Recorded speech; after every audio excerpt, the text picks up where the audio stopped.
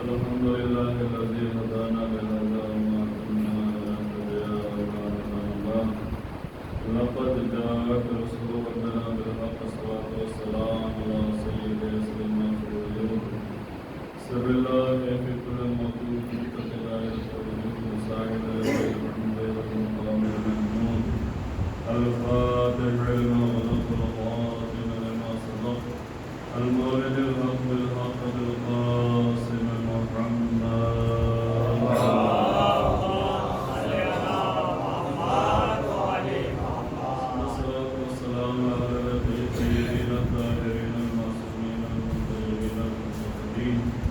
الذين أذهب الله عنهم الرجس وطهرهم تطهيرا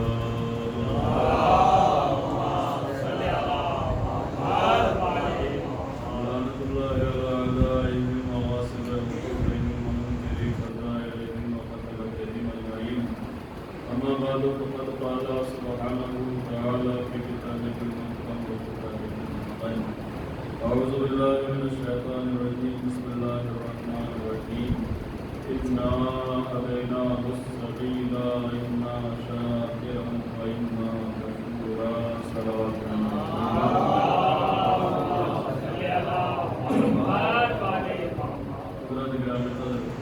سامعین معظم موالیان حضرت کرام گزارش ہے کہ ایک مرتبہ سورہ احکام اور 3 مرتبہ سورہ اخلاص کا نام سنا کر جملہ مومنین مومنین کے روح کو سارے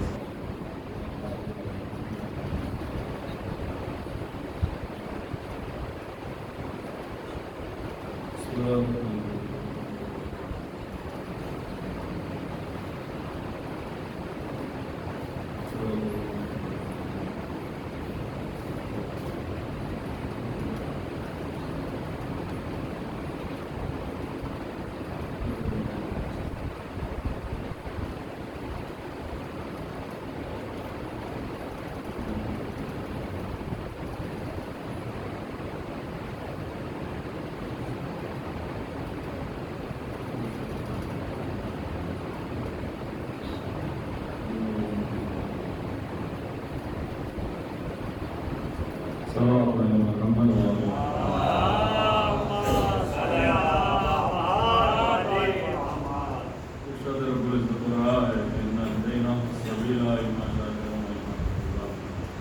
بے شک ہم نے اس انسان کو راستہ دکھا دیا ہے. اب اس انسان کا اختیار ہے کہ چاہیے ہمارے شکر گزار بندوں میں داخل ہو جائے یا ہماری نعمتوں کا انکار کرنے والوں میں داخل ہو جائے. لہٰذا اسی آئے کریمہ کے ذیل میں آپ روزانہ سماعت فرما رہے ہیں تو کوشش یہی ہے کہ کچھ مطالب اور کچھ مقاصد اور کچھ معروضات آپ تک پہنچ جائیں تاکہ یہ مجلس جو ہم برپا کرتے ہیں اس کا مقصد حل ہو جائے. اس لیے کہ یہ عزاداری در حقیقت فقط اور فقط صرف اور صرف ثواب کے لیے نہیں کہ آپ یہ نہ سمجھیے گا کہ مجلس میں چلتے ہیں تو یہ ثواب مل جائے گا یا گھر پہ بھی بیٹھے ہوئے ہیں چلے مجلس میں بیٹھیں گے مجلس سنیں گے تو ثواب ملے گا. تو صرف ثواب کے لیے نہ بلکہ اصل مقصد ہے ہدایت. ہدایت کے لیے آئیے گا. جب ہدایت کے لیے آئیے گا تو ثواب ریوارڈ میں خود بخود مل جائے گا. مقصد ثواب کو نہ بنائیے گا. اس لیے کہ ثواب کی اگر بحث چھڑے گی تو ہو سکتا ہے کہ جیسے مجلس میں آنا ثواب ہے, راستے میں آپ آ رہے ہوں, کوئی اور کام مل جائے, کسی نے کہا کہ چلیے میرے ساتھ مولانا چاہیے مجھے کچھ کام ہے, کسی کی مدد کرنا یہ بھی ثواب ہے, یا کوئی اور کام بتا دیں وہ بھی ثواب ہی. تو ثواب تو آپ کو کہیں بھی مل سکتا ہے, لیکن ہدایت ہر جگہ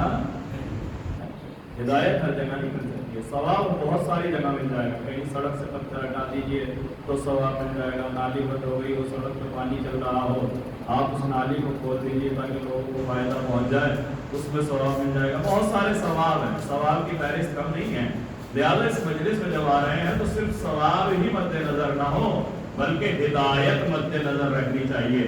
ثواب انسان کو کہیں بھی مل سکتا ہے مگر ہدایت ہر جگہ نہیں مل سکتی ہے. لہٰذا ہدایت کے عنوان سے انا ہدیناہ السبیل, اللہ کہہ رہا ہے کہ بے شک ہم نے اس انسان کو ہدایت کی ہے, ہم نے اس انسان کو راستہ بتایا ہے, ہم نے اس انسان کو اتنی پہچان دے دی ہے کہ صحیح کیا ہے اور غلط کیا ہے, حجتیں تمام کر دی ہیں. اب یہ انسان یہ نہیں کہہ سکتا ہے, لیکن یہ شعور تو ہر انسان کے اندر ہے.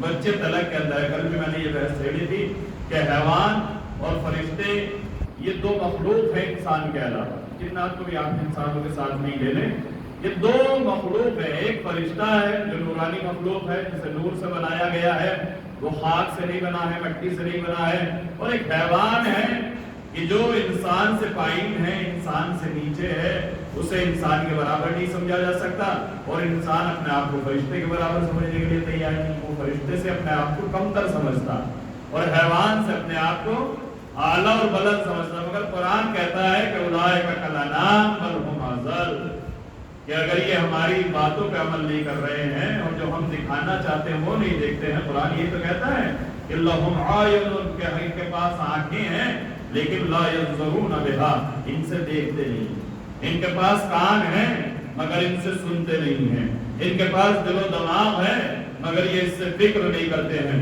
تو قرآن جو کہہ رہا ہے کہ آنکھیں ہیں مگر دیکھتے نہیں ہیں، تو کون انسان ایسا ہے جو دیکھتا نہ ہو؟ لیکن وہ دیکھنا مراد نہیں ہے جو ہم دیکھتے ہیں۔ قرآن کا شکوہ یہ ہے کہ یہ سب کچھ دیکھتے ہیں مگر انہیں اپنا خدا نظر نہیں آتا ہے۔ ذرے میں، ہر ذرے میں، کائنات کی ہر چیز میں اللہ نے اپنے وجود کو رکھا ہے۔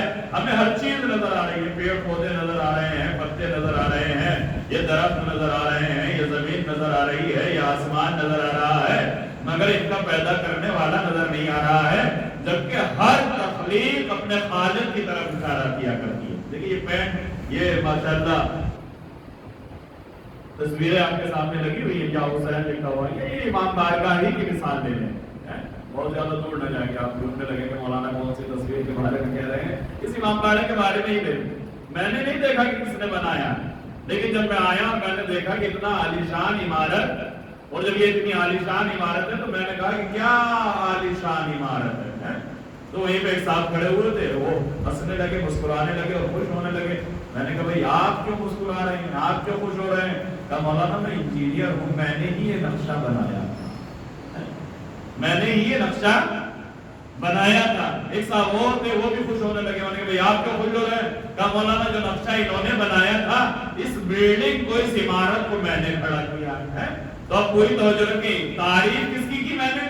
بلڈنگ کی مجھے نہیں معلوم کہ کس نے بنائی ہے، مجھے نہیں معلوم کہ کس نے نقشہ بنایا ہے، لیکن جب میں نے عمارت کی تعریف کی تو خود بخود عمارت بنانے والے کی تعریف ہو رہی ہے۔ جب میں نے عمارت کی تعریف کی ہے تو عمارت کا نقشہ بنانے والے کی تعریف ہو رہی ہے۔ جب میں نے بلڈنگ کی تعریف کی ہے تو بلڈر کی تعریف خود بخود ہو رہی ہے۔ یا لفظوں کو بدل کے یہ کہہ دوں کہ جب ہم عمارت کو دیکھتے ہیں تو یہ عمارت چیخ چیخ کے کہہ رہی ہے کہ مجھے کس نے بنایا ہے، میرا نقشہ کس نے بنایا ہے۔ تو جب ایک عمارت سے عمارت کے بنانے والے تک پہنچا جا سکتا ہے تو اس کائنات کو دیکھ کر کائنات کے بنانے والے تک کیسے نہیں پہنچا جا سکتا ہے؟ صلوات پڑھیں اور محمد و آل محمد۔ قرآن یہی ویژن چینج کرنا چاہتا ہے، یہ جو ہم ظاہری نگاہوں سے دیکھتے ہیں اسی کو چینج کرنا چاہتا ہے کہ تمہیں اللہ نظر کیوں نہیں آتا ہے، تمہیں اپنا خالق نظر کیوں نہیں آتا ہے، تمہیں اپنا کریٹر نظر کیوں نہیں آتا ہے، تمہیں اپنا پیدا کرنے والا نظر کیوں نہیں آتا ہے؟ وہ تو کائنات کی ہر چیز میں چھپا ہوا ہے، جو بھی چیز ہے وہ کس نے بنائی ہے؟ خدا نے بنائی ہے۔ ہم چھوٹی چھوٹی چیزوں پہ اٹک جاتے ہیں کہ ماشاءاللہ یہ مائک کتنا اچھا بول رہا ہے، کیا کس نے بنایا ہے؟ کہا اہوجہ کمپنی نے بنایا۔ کہا یہ اہوجہ کمپنی کا مالک کون ہے؟ کہا فلاں ہے۔ لہذا ہم وہاں تک تو پہنچ گئے، یہ میزائل کس نے بنائی ہے؟ کہ یہ میزائل مین فلاں ہے، انہوں نے بنائی ہے یہ میزائل، لہذا ملک اس پہ فخر کر رہا ہے۔ اس ہوائی جہاز میں بیٹھ کے آپ جا رہے ہیں کہ بھئی یہ ہوائی جہاز کس نے بنایا ہے؟ اس ہوائی جہاز کو بنانے والے تک تو آپ پہنچ گئے، یہ فلاں نے بنایا ہے۔ اس موبائل سے کتنی آسانی ہو گئی، پہلے انسان ایک سے دوسرے سے بات نہیں کر سکتا تھا، لیکن اب یہاں بیٹھا ہوا ہے، امریکہ میں باتیں کر رہا ہے، کربلا میں باتیں کر رہا ہے، حج پہ جانے والوں سے باتیں کر رہا ہے، زیارتوں پہ جانے والے سے باتیں کر رہا ہے، اور کتنی تعریفیں کر رہا ہے کہ بھئی کیا کہنا اس گراہم بیل کا کہ جس نے یہ فون بنا دیا۔ لہذا چھوٹی چھوٹی چیزوں سے ہم ان کے بنانے والے تک تو پہنچ گئے ہیں، مگر قرآن ہماری نگاہوں سے پردے ہٹانا چاہتا ہے۔ ایک موبائل کو دیکھ کے تو نے اس کے بنانے والے کو ڈھونڈ لیا کہ کس نے بنایا ہے، اس کی تعریفیں کر رہا ہے۔ ارے جس نے اس موبائل کو بنایا ہے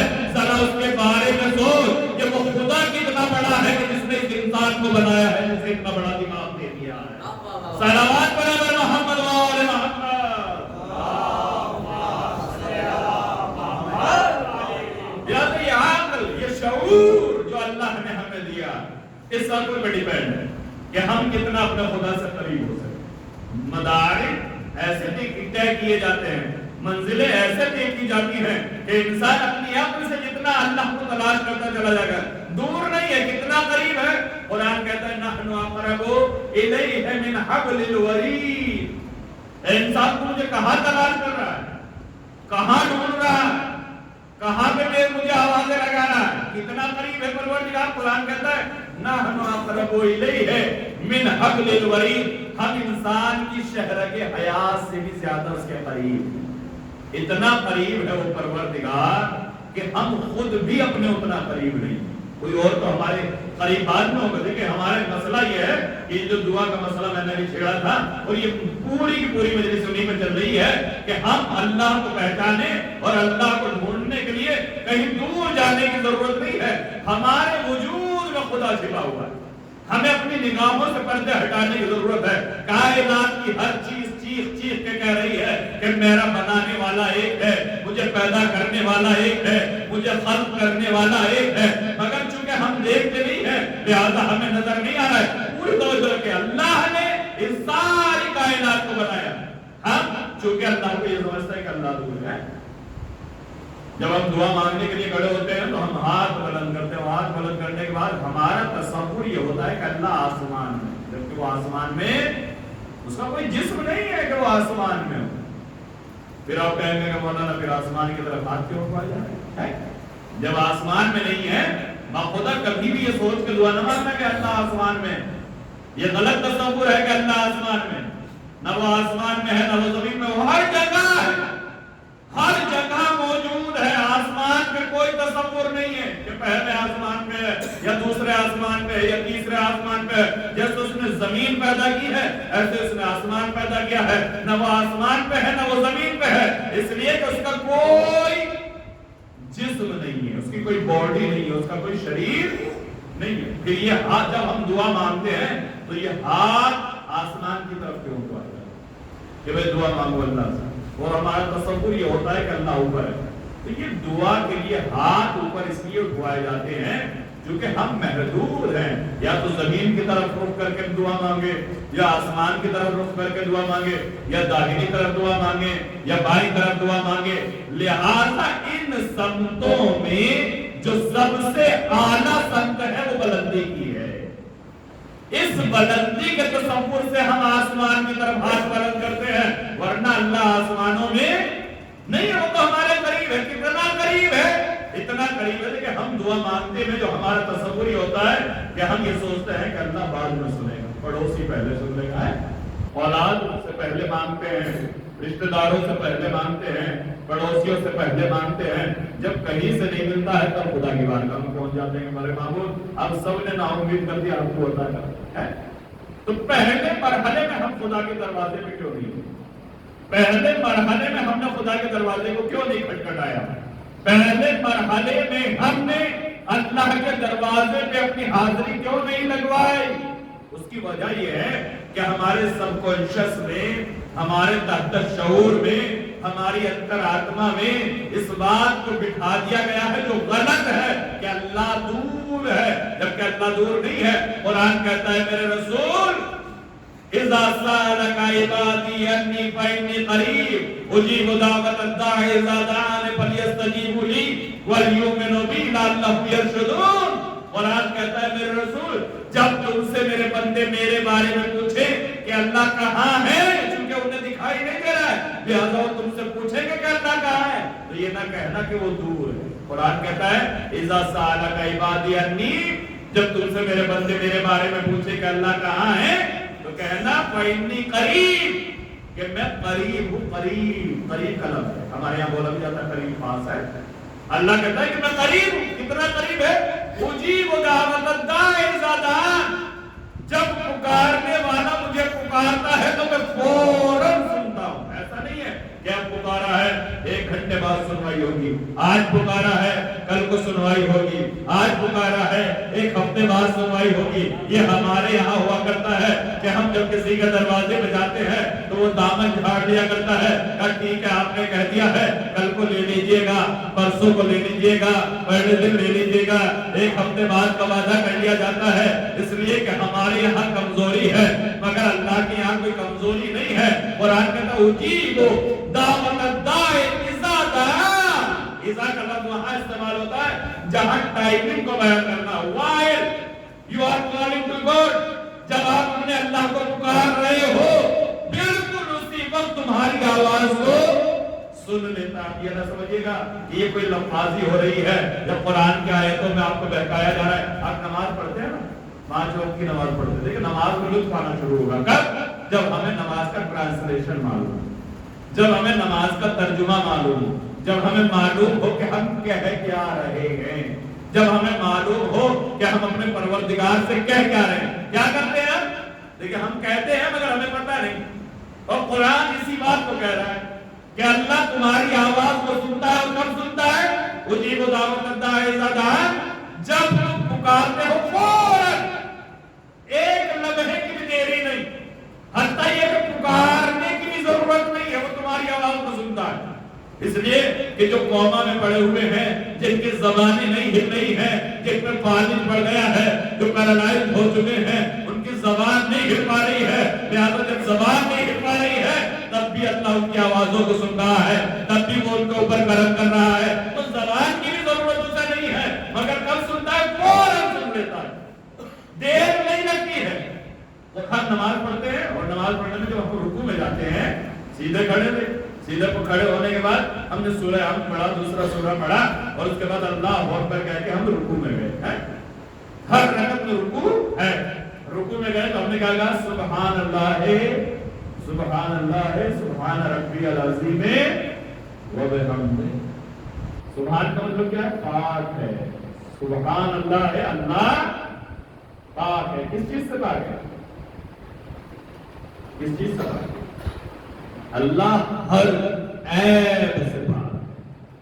سبحان اللہ صرف عیب ہی سے پاک نہیں، ہر نجاست سے پاک ہے۔ صرف نجاست ہی سے پاک نہیں، یہ جو ہم اللہ کی تعریف کرتے ہیں یہ تعریف اس کے لائق نہیں، وہ ہماری تعریفوں سے بھی والا ہے، بلند ہے۔ سبحان اللہ کتنا پاک ہے، اما یوسف جو اس کی توصیف کی جاتی ہے وہ اس سے بھی پاک ہے۔ اس لیے جو ہماری تعریف ہوتی ہے اس کی شان کے لائق نہیں ہے، اس کی شان تو نہ جانے کتنی بلند ہے، لہذا جو ہم تعریف کر رہے ہیں وہ تعریف بھی اس کی بارگاہ کے لائق نہیں۔ سبحان اللہ ہے، ہم کیا کہتے ہیں؟ اللہ پاک ہے۔ سبحان کا معنی ہے پاک۔ سبحان اللہ ہے، سبحان اللہ ہے، سبحان اللہ کی بارگاہ نہیں ہے کہ میرا اللہ پاک ہے، میرا اللہ پاک ہے، میرا اللہ پاک ہے۔ اس کے بعد کیا کہتے ہیں؟ سبحان ربی العظیم وبحمدہ، کہ میرا پروردگار پاک ہے، سبحان ربی العظیم، اور وہ بلند ہے، عظیم ہے، عظمتوں والا ہے، وبحمدہ، اور میں اسی کی تعریف کر رہا ہوں۔ رکوع میں تعریف کر رہا ہے نا، وبحمدہ، اور میں اس کی تعریف کر رہا ہوں۔ اب اس میں کتنی دیر لگی اسے تعریف کرنے؟ اس نے تعریف کی، اور جب یہ رکوع سے اٹھنے لگا تو یہ کیا کہتا ہے؟ بچے بتائیں کیا کہتا ہے؟ سمع اللہ لمن حمدہ کہتے ہیں، مگر ہمیں پتہ نہیں ہے کہ ہم کیا کیا ہے۔ سمع اللہ لمن حمدہ کا مطلب کیا ہے؟ جو تو نے اللہ کی تعریف کی ہے اللہ نے اسے سن لیا ہے۔ سمع کے معنی ہے سن لیا۔ سمع اللہ، اللہ نے سن لیا، لمن حمدہ، جو تو نے اس کی تعریف، ابھی تعریف کیے ہوئے دیر کتنی گزری ہے؟ رکوع میں تک کھڑا ہو رہا ہے، اسی کی زبان سے اللہ نے اقرار کروا لیا کہ جو تو تعریف کر رہا ہے کسی نے سنی ہو یا نہ سنی ہو، برابر والے نے سنی ہو یا نہ سنی ہو، گھر والوں نے سنی ہو یا نہ سنی ہو، پڑوسیوں نے سنی ہو نہ سنی ہو، مگر میرے پروردگار نے تیری کی ہوئی تعریف کو سن لیا ہے، اور یہ یقین دلایا ہے کہ جس نے تیری کی ہوئی تعریف کو سن لیا ہے وہ تیری مانگی ہوئی دعاؤں کو سننے والا ہے۔ صلوات پڑھیں محمد و آل محمد۔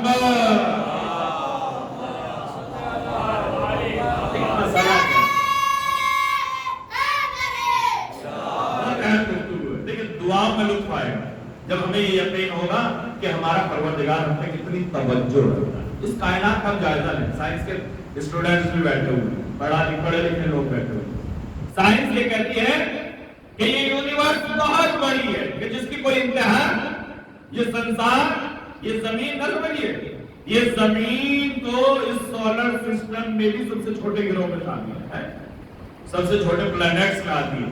اس سے بڑے بڑے بھی گرہ ہیں، اس سے بڑے بڑے بھی پلانٹس ہیں، سیارے ہیں، جیسے جوپیٹر ہے یا اور بھی ہے، سیٹرن ہے، جوپیٹر ہے، جو بھی ہے، جتنے بھی 8 9 10 11 12، یہ تو ایک نظام شمسی ہے، ایک سولر سسٹم ہے۔ اس کے علاوہ کائنات میں لا تعداد سولر سسٹم ہے۔ سورج بھی کوئی ایک نہیں ہے کائنات میں، لا تعداد سورج ہے۔ ہر سال 2 یا 4 سورج کی تحقیق ہو جاتی ہے، لاکھوں کی تعداد میں سورج موجود ہے، لاکھوں کی تعداد میں سولر سسٹم پائے جاتے ہیں۔ یہ زمین اس یونیورس میں ایک چنے کے دانے سے بھی چھوٹی ہے، جس پہ ہم چل رہے ہیں، جسے ہم بہت بڑا سمجھ رہے ہیں، جسے ہم یہ سمجھ رہے ہیں کہ ہم اس کی سرحد سے باہر نہیں نکل سکتے ہیں۔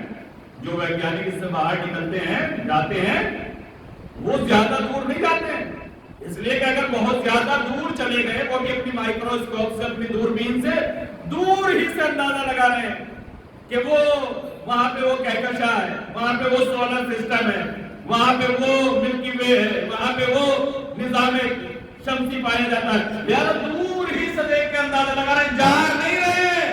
اس لیے کہ اگر دیکھنے کے لیے چلے گئے تو یہ یقین نہیں ہے کہ واپس اس زمین کو ڈھونڈ بھی پائیں گے یا نہیں پائیں گے، ہو جائے گی زمین۔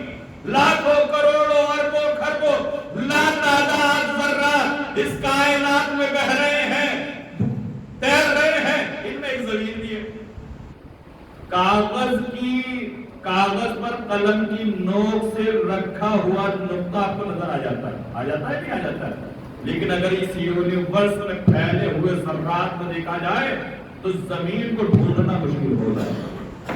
اگر باہر نکلا جائے تو اس زمین کو ڈھونڈنا مشکل ہو جائے گا، یہ زمین کہاں چلی گئی۔ لہذا دور ہی سے اندازے لگائے جا رہے ہیں کہ اتنے نورانی میل کے فاصلے پر، اتنے نورانی سال کے فاصلے پر، اتنے لائٹ ایئرز کے فاصلے پر فلاں چیز پائی جاتی ہے، فلاں چیز پائی جاتی ہے، فلاں چیز پائی جاتی ہے، انومان میں چل رہی ہے۔ آپ سمجھیں کہ اتنی بڑی دنیا ایک ذرے کے برابر بھی نہیں ہے، اور اس ذرے برابر دنیا پر جو ہمیں یہ بہت بڑی نظر آ رہی ہے، اس میں بھی 3 حصے پانی ہے اور ایک حصہ زمین ہے، اور ایک حصہ جو زمین ہے اس میں وہ ساری دنیا بسی ہوئی ہے جس پہ ہم بھی بسے ہوئے ہیں۔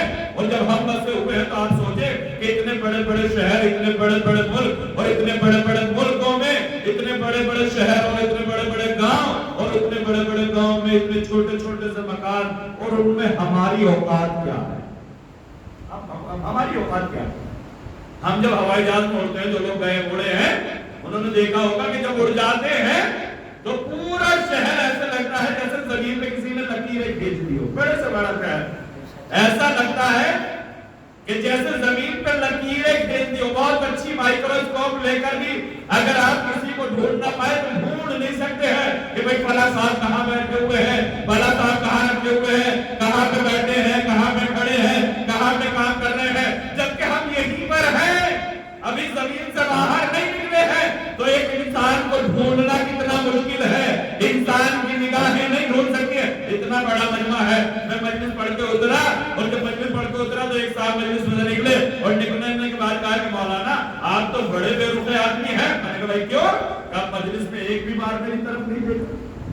میں نے کہا بھائی 2 ہی تو آنکھیں ہیں، اتنا بڑا مجمع ہے، اس میں کس کو دیکھتا ہے؟ ہو سکتا ہے اب تک نگاہ نہ پہنچی ہو۔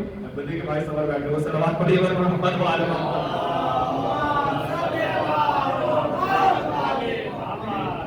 مولانا صاحب اب اس آپ لوگوں سے بات کرتے کہ میری نگاہ پڑ گئی ہے، اور ہو سکتا تھا نگاہ نہ پڑتی، دیوار میں کہتے کہ مولانا آپ نے تو مجھے دیکھا ہی، میں نے کہا 2 ہی تو آنکھیں، اتنا بڑا مجمع، حالانکہ کوئی بہت بڑا مجمع نہیں ہے، یعنی انسان کی نگاہیں محدود ہیں۔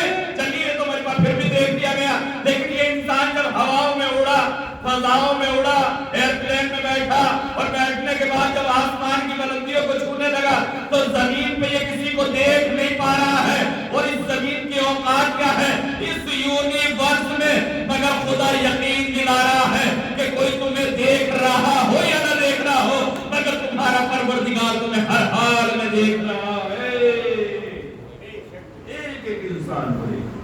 اور کتنا دے رہا ہے؟ زبان ہلانے کی ضرورت نہیں ہے. کیوں ہم دعائیں مانگتے ہوئے ہچکچاتے ہیں؟ ہمارا یقین نہیں ہے پروردگار کے اوپر. کیوں؟ اس لیے کہ ہمارے ذہنوں میں یہ بات بٹھا دی گئی ہے, ہمارے سب کانشس میں, تحت شعور میں یہ بات بیٹھ گئی ہے کہ اللہ دور ہے, آسمانوں میں ہے, اسے کہنے میں دیر لگے گی, اسے ماننے میں دیر لگے گی. یہ غلط تصورات ہمارے ذہنوں میں بٹھا دیے ہیں کہ ہمیں کہنے میں بھی دیر لگے گی, اسے سننے میں دیر لگے گی, ماننے میں دیر لگے گی. اللہ پر کتنا مہربان ہے وہ پروردگار. مولا فرماتے ہیں اے میرے اللہ یا سریع الرضا, اے راضی ہونے والوں میں سب سے جلدی راضی ہو جانے والے, اے سننے والوں میں سب سے زیادہ سننے والے اللہ ہوگا. مولا فرماتے ہیں دعائے قبیل میں یہ تصور جب ہمارے اندر پیدا ہوگا تو دعاؤں میں لطف آئے گا. دعائے قبیل پڑھیا کہ مولا نے کیسے پہچانوایا ہے خدا کو. یا سریع الرضا, اے راضی ہو جانے والوں میں سب سے جلدی راضی ہونے والے. کائنات میں ماں سے جلدی کوئی راضی نہیں ہوتا, مگر ماں بھی اتنی جلدی راضی نہیں ہوتی جتنی جلدی پروردگار راضی. جو ہمارے ذہنوں میں یہ تصور بٹھا دیا گیا ہے, عذاب سے ڈرایا جاتا ہے کہ اللہ کے عذاب سے ڈرو, اس کی رحمتوں کو بھی تو دیکھو. قرآن یہی تو کہتا ہے لا تقنطوا من رحمت اللہ ان اللہ یغفر الذنوب جميعا, اللہ کی رحمت سے مایوس نہ ہونا. ہو سکتا ہے باپ گھر میں گھسنے سے منع کر دے, ہو سکتا ہے ماں آپ کر دے, اپنے نام سے خارج کر دے, تمہیں گھر سے نکال دے, برادری والے دیکھنا پسند نہ کریں, رشتہ دار کو لگانا پسند نہ کریں کہ کتنا بیکار آدمی ہے, کتنا گناہگار آدمی ہے, کتنا عیبدار آدمی ہے. مگر اللہ کہتا ہے کہ سب سے نا امید ہو جانا مگر ہماری رحمتوں سے نا امید نہ ہونا. ان اللہ یغفر الذنوب جميعا, اس لیے کہ تمہارا پروردگار تمام گناہوں کو بخشنے والا ہے. کوئی ایکسپشن نہیں ہے اس گناہ کو بخشے گا, اسے نہیں بخشے گا, ہر گناہ کو بخشے گا. ان اللہ ہر گناہ کو بخشنے والا ہے, ہر گناہ چاہے جتنا بڑا گناہ ہو مگر اللہ کی رحمت سے بڑا نہیں. تو ہم کیوں اللہ سے نہیں مان رہے؟ کیونکہ ہمارے ذہنوں میں یہ بیٹھا ہوا ہے پروردگار دور ہے. ہم اپنے ماں باپ کو ہم سے اپنے سے قریب سمجھتے ہیں, اپنے بھائی کو اپنے سے قریب سمجھتے ہیں, اپنی بہن کو اپنے سے قریب سمجھتے ہیں, اپنے رشتہ داروں کو اپنے سے قریب سمجھتے ہیں, اپنے پڑوسیوں کو اپنے سے قریب سمجھتے ہیں, اپنے محلے والوں کو, اپنے بستی والوں کو, اپنے جن سے ہمارے تعلقات ہوتے ہیں ہم انہیں قریب سمجھتے ہیں. ہم یہ سمجھتے ہیں خدا سے پہلے یہ سن لیں گے. یہی ہوتا ہے نا کہ ہم اگر کوئی ضرورت پڑ جائے تو خدا کے دروازے میں نہیں پہنچیں گے, اسے تو یاد بھی نہیں کریں گے. پہلے بھائی, ماں باپ, پڑوسی, میں ایسا نہیں کہہ رہا ہوں کہ ان سے نہ مانگی, مانگیے, مگر تصور یہ ہو کہ اللہ ہم سے مانگا جائے اور اللہ انہیں وسیلہ بنا دے تو پھر ان سے مدد نہیں جا سکتی. کیا ہوا؟ کیوں نہیں مان رہے ہیں؟ اس لیے کہ ہم یہ سمجھ رہے ہیں. اب آپ یہ سمجھیے کہ یہ کتنا بھی قریب ہو, یہ باپ میرے ساتھ میرے گھر میں زندگی گزار رہا ہے, یہ بھائی میرے ساتھ میرے گھر میں زندگی گزار رہا ہے, یہ بہن میرے ساتھ میرے گھر میں زندگی گزار رہی, یہ قریب ہے, میں اسے قریب سمجھ رہا ہوں. میں سمجھتا ہوں کہ اس سے زیادہ میرے کوئی قریب نہیں ہے, لہٰذا فوراً اس باپ سے مانگوں گا, فوراً ماں سے مانگوں گا, فوراً بھائی سے مانگوں گا, فوراً بہن سے مانگوں گا, اس لیے کہ اس سے زیادہ قریب کوئی نہیں. باہر جانے کی کیا ضرورت جب گھر میں موجود ہے, اتنا قریب ہے. لیکن آپ یاد رکھیے کہ کوئی کتنا بھی قریب ہو, اس سے مانگنے کے لیے زبان ہلانی پڑے گی. میں یہاں ممبر پہ بیٹھا ہوں, مجھے پیاس لگ رہی ہے, اور پیاس لگ رہی ہے, پیاس نہیں لگ رہی ہے کہ کوئی پانی لینے چلا جائے, لیکن میں مثال دے رہا ہوں. میں یہاں ممبر پہ بیٹھا ہوا ہوں اور مجھے اتفاقاً پیاس لگ رہی ہے. مولانا بھی پاس بیٹھے ہیں, بھائی حسین بھی پاس بیٹھے ہیں, بھائی افسر بھی پاس بیٹھے ہیں, بھائی حسن بھی پاس بیٹھے ہیں. اب میں نام نہیں لے رہا ہوں کہ آپ سمجھیے گا کہ نام لے رہے ہیں, سبھی کا نام ہے, سب بیٹھے ہوئے ہیں. اور میں مجلس کے بعد غصہ ہونے لگوں کہ بھائی آپ نے مجھے پانی کو بھی نہیں پوچھا, میں ممبر پہ پیاس لگ رہی تھی, آپ میرے اتنے قریب بیٹھے تھے, اتنے قریب بیٹھے تھے, تو آپ کہیں گے کہ مولانا اگر پیاس لگ رہی تھی تو مانگتے تو صحیح, زبان ہلاتے پانی حاضر ہو جاتا. اس کا مطلب یہ ہے کہ کوئی کتنا بھی قریب ہو, اس سے اپنی بات کو منوانے کے لیے, اپنی ڈیمانڈ کو پورا کرنے کے لیے زبان کا ہلانا ضروری ہے. باپ اگر اولاد سے نہ مانگے تو اولاد خرچہ دینے کے لیے تیار نہیں ہے, اولاد باپ سے نہ مانگے تو باپ پیسہ دینے کے لیے تیار مانگے گا تو مشکل حل ہوگی. تو کوئی کتنا بھی قریب ہو یا لکھ کے دینا ہوگا یا زبان کو ہلانا ہوگا، مگر وہ خدا کتنا قریب ہے کہ جب تم زبان ہلانے کے لائق بھی نہیں تھے اس نے تب تمہاری خواہشوں کو پورا کیا ہے، تب تمہاری دعاؤں کو پورا کیا ہے. صلوات پڑھیں بر محمد و آل محمد. ماں کی مہربانیوں کی مثال دی جاتی ہے نہیں دی جاتی ہے کہ ماں سے مہربان کوئی نہیں، مگر یہ جملہ تو ہمارے ہاں بولا جاتا ہے کہ جب تک بچہ نہ روئے ماں دودھ بھلے بھوکا پڑا بھلے تڑپ رہا ہو مگر ماں دودھ پلانے کے لیے تیار تب پلاتی ہے کہ جب یہ چیختا جب یہ روتا. تو زبان ہلانے کی ضرورت پڑی یا نہیں پڑی؟ کتنی بھی مہربان ہو اسے اپنی بھوک کو ظاہر کرنا ہوگا، اپنی پیاس کو ظاہر کرنا ہوگا، تب یہ مہربان ماں دودھ پلائے گی، تب یہ مہربان ماں غذا کھلائے گی. مگر کتنا قریب ہے وہ پروردگار. جب تم ماں کے شکم میں تھے، جب بولنے کے لائق نہیں تھے، جب ماں کے پیٹ میں تھے 9 مہینے تک، نہ اس نے تمہارے رونے کا انتظار کیا ہے نہ تمہارے مانگنے کا انتظار کیا ہے. وقت پہ تمہاری غذا بھی تمہیں پہنچائی ہے، وقت پہ تمہاری پیاس نہیں لائی. کتنا قریب ہے وہ پروردگار. اب سمجھ میں آیا؟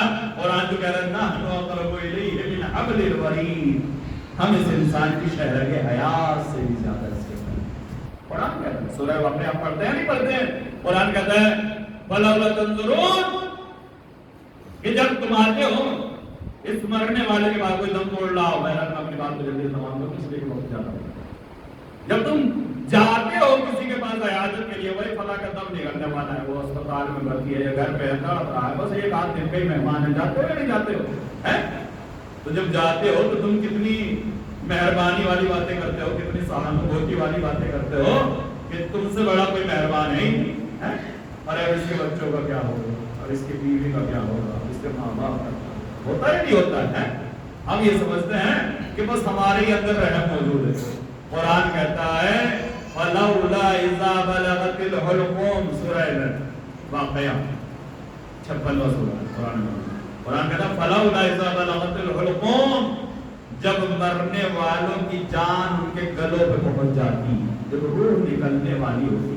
فَلَوْلَا إِذَا بَلَغَتِ الْحُلْقُومَ وَأَنْتُمْ حِينَئِذٍ تَنظُرُونَ اور تم اس مرنے والے کے پاس کھڑے ہو کے اسے تڑپتے ہوئے دیکھتے ہو، اس کو جاگنی کے عالم میں دیکھتے ہو کہ اب اس کی روح نکلنے والی ہے، عالم احتضار میں ہے، تو تم اس کے اوپر رحم کی باتیں کرتے ہو. قرآن کہتا ہے نحن اقرب الیہ منکم ولکن لا تبصرون. تم یہ سمجھ رہے ہو کہ تم اس کے قریب ہو، تم سہانوبوتی کی باتیں کر رہے ہو، تم رحم کی باتیں کر رہے ہو، تم اس کو تسلی دے رہے ہو، تم رحم اور کرم کی باتیں کر رہے ہو. ارے تم کیا رحم و کرم کرو گے؟ تم اس سے کہاں قریب ہو؟ قرآن کے ساتھ نحن اقرب الیہ منکم، ہم تم سے بھی زیادہ اس مرنے والے کے قریب ہیں، مگر کیا کریں؟ نحن اقرب الیہ منکم ولکن لا تبصرون کہ تمہیں سب کچھ نظر آ رہا ہے مگر تمہیں اپنا پروردگار نظر نہیں آ رہا. قرآن کہہ رہا ہے کہ ہم اس مرنے والے کے تم سے بھی زیادہ ہیں. تمہیں اس کی باتیں سمجھ میں نہیں آ رہی، ہو سکتا ہے تڑپ رہا ہو، دل میں نہ جانے کتنا ارمان کیے بیٹھا ہوں، تم سے کہہ بھی نہ پا رہا ہوں، مگر اب اس کا پروردگار اس کی ہر بات کو جانتا ہے، اس کا پروردگار ہر وقت اس کا خیال رکھے ہوئے. اللہ اکبر. یہ جو ہمارے ذہنوں میں ایک تصور خدا کے لیے بٹھا دیا گیا کہ اس کا عذاب اتنا ڈرا دیا جاتا ہے کہ اس کی بارگاہ میں جاتے ہوئے ڈرتے ہیں. اس سے بڑا مہربان کون ہوگا، اس سے بڑا رحم کرنے والا کون ہوگا؟ اگر کہیں پناہ نہ ملے تو اس کے دامن میں پناہ ملے. کتنا بھی بڑا گناہگار کوئی منہ لگانے کے لیے تیار نہیں ہوتا، مگر اللہ اکبر. روایتوں میں نے پڑھا ہے کہ جب مومن آواز دیتا ہے تو ایک مرتبہ آواز آتی ہے لبیک، مگر جب کوئی گناہگار آواز دیتا ہے تو کئی مرتبہ آواز آتی ہے لبیک لبیک لبیک. میرے بندے میں حاضر ہوں، تو مجھے پکار رہا ہے، میں تیرے لیے حاضر ہوں، میں تیرے لیے حاضر ہوں، میں تیرے لیے حاضر ہوں. یہ سمجھ کے پلٹ نہ جانا کہ کوئی سننے والا نہیں، یہ سمجھ کے پلٹ نہ جانا کہ کوئی آواز دینے والا نہیں ہے. بس میں نے اپنی آواز گفتگو کو تمام کر دیا. اللہ اکبر. جنہیں مانگنے کا سلیقہ ہوتا ہے وہ جیسے مانگتے ہیں ویسی بارگاہ الہی میں قربان بھی کیا ہے. آج ذاکر اول نے جناب مسلم کے بچوں کا تذکرہ ہے، یتیمان مسلم کا تذکرہ ہے، محمد و ابراہیم کا تذکرہ ہے۔ اللہ اکبر۔ ہم جناب مسلم کے مصائب سنتے ہیں نا کہ جناب مسلم کوفے میں اکیلے رہ گئے، مگر جب جناب مسلم کوفے میں اکیلے رہ گئے تھے، نماز پڑھائی ہے تو کتنے لوگوں نے بیعت کی ہے؟ جناب مسلم کے ہاتھوں پر 18,000 خط آئے ہوئے ہیں، لاکھوں کی تعداد ہے جو جناب مسلم کے ساتھ بیعت کرنے پر تیار ہوئی ہے۔ اس لیے کہ ایک خط ایک آدمی نے نہیں لکھا ہے، پورے قبیلوں نے بھی ایک ایک خط لکھا ہے، بڑی تعداد ہے جنہوں نے مسلم کے ہاتھ پر بیعت کی ہے۔ مگر ابن زیاد کا کوفے میں آنا تھا کہ خوف و ہراس کا ایسا عالم ہوا، کرفیو کے حالات پیدا ہو گئے، ہر طرف دہشت کا ماحول پیدا ہوا، لوگ ڈرنے لگے۔ تاریخ یہ بتاتی ہے کہ مسلم کوفے کی مسجد میں نماز پڑھا رہے ہیں۔ ارے جب مغرب کی نماز پڑھائی تو بہت بڑا مجمع ساتھ میں تھا، مگر جب عشاء کی نماز پڑھانے کے بعد مسلم نے پیچھے مڑ کے دیکھا ہے تو کیا دیکھا کہ مسجد خالی ہو چکی ہے، اکیلے مسلم رہ گئے ہیں۔ مگر جہاں یہ بھیڑ نکلی ہے، تاریخ یہ بتاتی ہے مسلم کے 2 بچے بھی مسلم کے ساتھ تھے جنہیں محمد و ابراہیم کہا جاتا ہے۔ آپ نے دیکھا ہوگا جب کہیں مجمع ہوتا ہے، جب کہیں بھیڑ ہوتی ہے تو بچوں کا ہاتھ پکڑا جاتا ہے کہ کہیں بچے بچھڑ نہ جائیں۔ ارے مسلم نماز پڑھا رہے ہیں، پیچھے بچے نماز پڑھ رہے ہیں۔ جب یہ بھیڑ مسجد سے نکلی ہے تو اسی بھیڑ میں مل کر ارے مسلم کے بچے بھی جدا ہو گئے۔ تاریخ یہ بتاتی ہے ارے در در پہ پھر رہے ہیں مگر دروازہ بند نظر آتا ہے۔ ارے پورا دن ہو گیا، مسلم کے بچوں کو ٹہلتے ٹہلتے ارے کہیں پناہ نہیں ملتی، کوفے کا ماحول خراب ہے۔ تاریخ یہ بتاتی ہے ارے بچے سہم کر ایک درخت کے اوپر چڑھ کے بیٹھ گئے، وہ درخت کنویں کے اوپر تھا، بچے سہمے ہوئے اس درخت پہ بیٹھے ہوئے ہیں، بچوں کی تلاش کی جا رہی ہے۔ ارے قید خانے سے بچے فرار کر گئے ہیں۔ تاریخ یہ بتاتی ہے بچے نظر نہیں آتے، جب بچے نہیں ملے تو تاریخ یہ بتاتی ہے کہ ڈھونڈنے والے تھک ہار کے سو گئے۔ ایک مومنہ ہے جو اپنے گھر سے پانی لینے کے لیے رات میں نکلی ہے کہ کنویں سے پانی بھر لیا جائے۔ تاریخ یہ بتاتی ہے برتن لے کر کنویں کی دہلیز پر پہنچی، جب کنویں کی دیوار پر پہنچی اور یہ برتن ڈالنا چاہتی ہے، اس نے پانی کھینچا اور جب پانی کھینچا تو آپ نے دیکھا ہوگا کہ جب آپ پانی کو آسمان کے نیچے لے کے جاتے ہیں، اگر چاند نکلا ہوا ہو تو پانی میں چاند نظر آ جاتا ہے۔ تاریخ یہ بتاتی ہے جیسے اس مومنہ نے کنویں سے پانی نکالا، اس نے کنویں کے پانی کے برتن میں دیکھا کہ 2 چاند نظر آ رہے ہیں، جو چاند چہرے نظر آ رہے ہیں۔ اس نے اپنا سر اٹھایا، ارے کیا دیکھا؟ 2 معصوم سے بچے ہیں جو ایک درخت پر سہمے ہوئے بیٹھے ہیں۔ بچوں نے اس مومنہ کو دیکھا، مومنہ نے اس بچوں کو دیکھا، مومنہ نے پوچھا بچوں نیچے اترو، ارے میں مجھے بتاؤ تم کون ہو، یہاں کیوں بیٹھے ہوئے ہو؟ بچے اتنے سہمے ہوئے تھے کہ اپنا نام بتانے کے لیے تیار نہیں تھے۔ ارے مومنہ نے اپنی شفقت کا اظہار کیا۔ تاریخ یہ بتاتی ہے کہ بچوں نے اپنا نام بتایا کہ ہمارا نام محمد و ابراہیم ہے۔ کہا کس کے بچے ہو؟ کہا ہم سفیر حسین مسلم ابن عقیل کے بچے ہیں۔ اتنا سننا تھا کہ مومنہ کے دل میں محبت بھر آئی، بچوں کو سینے سے لگا دیا۔ ارے تم میرے مولا کے بچے ہو، ارے یہاں کیا کر رہے ہو؟ کہا کیوں؟ کہاں لے جانا چاہتی ہے؟ کہا میرے گھر چلو۔ کہا نہیں، ہم جہاں بھی جاتے ہیں تماچے مارے جاتے ہیں، ہر کوئی ہمارے اوپر ظلم کرتا ہے۔ مومنہ نے بچوں کو اپنے ساتھ لیا، گھر پہ لے کر آئی، اپنے ہاتھوں سے بچوں کے چہرے دھلائے، ارے گرد کو صاف کیا، اپنے ہاتھوں سے بچوں کو کھانا کھلایا۔ کھانا کھلانے کے بعد ارے بچوں کو اپنے گھر کے ایک کمرے میں لے گئی اور لے جانے کے بعد کہا میرے بچوں یہیں چھپ جاؤ، اس لیے کہ میرا شوہر بڑا ظالم ہے، ارے وہ آتا ہی ہوگا